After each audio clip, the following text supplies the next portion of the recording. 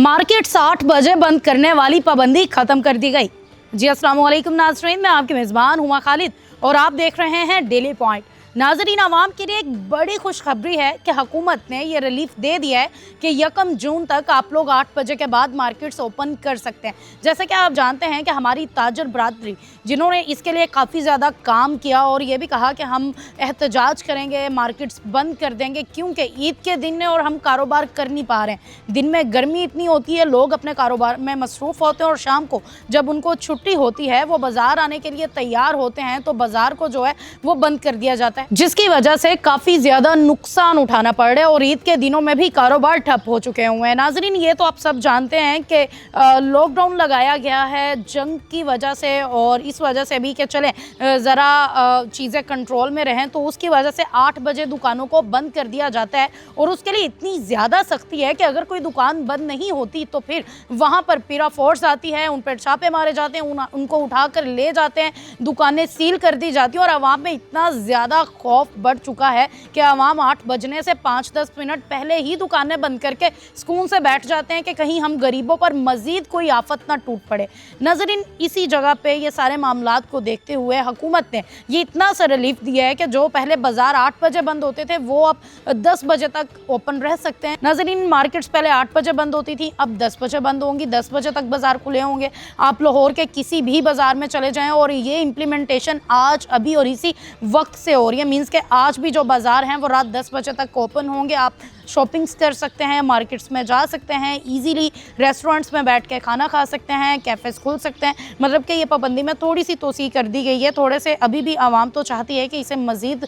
इसमें रिलीफ़ किया जाए क्योंकि ईद के दिन है, प्यारों के साथ बैठना होता है और ऑफकोर्स रात में घूमने के लिए भी निकलना होता है। गर्मी की वजह से लोग रात में ही ज़्यादा हर जगह जाते हैं, तो मज़ीद ज़्यादा सख्तियों से थोड़ा सा रिलीफ़ ज़रूर है आवाम के लिए और बड़ी खुशी की बात है कि हमारी हुकूमत ने इतने मुश्किल वक्त में कुछ रिलीफ़ तो आवाम को दिया है कि आवाम सुकून में आ सके। अगर उसी के साथ अब थोड़ा सा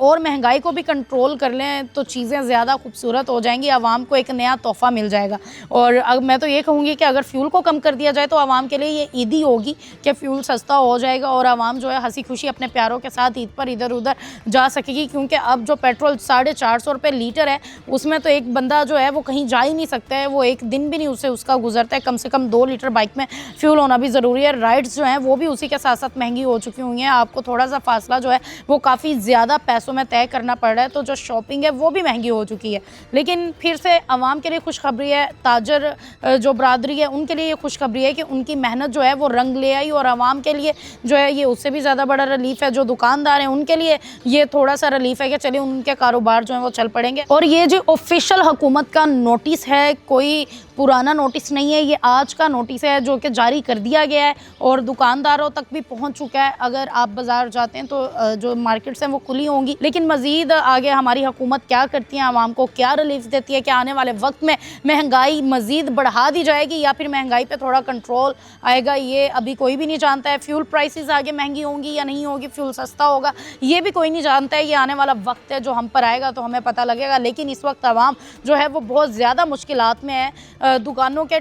टाइम तो ज़्यादा कर दिए गए हैं लेकिन आवाम अभी भी रो रही है कि इन टाइम्स का हम क्या करें जब हमारे पास पैसा ही नहीं है, हमारी जेब में कुछ है ही नहीं है कि हम जाके बाज़ार पे शॉपिंग करें। कुर्बानी का बकरा लेने जाएं तो बकरा इतना महंगा हो चुका हुआ है, दुम्बा लेने जाएं दुम्बा इतना महंगा है, उसके बाद अगर आप शॉपिंग पे चले जाएं तो कपड़े और भी ज़्यादा महंगे हैं और आज एक आम से आम सूट भी 3500 से कम आता ही नहीं है। तो आवाम के लिए इस वक्त ईद मनाना सबसे ज़्यादा मुश्किल हो चुका हुआ है और जो सुन्नत नबी है वो भी पूरी करना लोगों के लिए काफ़ी ज़्यादा मुश्किल हो चुका है महंगाई के इस दौर में, क्योंकि जानवर बहुत महंगे हैं। जो बेचने के लिए लोग आए हैं वो रो रहे हैं, वो पीट रहे हैं कि इतनी महंगाई है, कोई हमसे ख़रीद ही नहीं रहा है हमारा जानवर, कि आप इतना महंगा दे रहे हैं और हम जो है हमने इनको पाला पोसा है, हमारा इस पर इतना खर्चा है। तो मुश्किलात हर तरफ से है।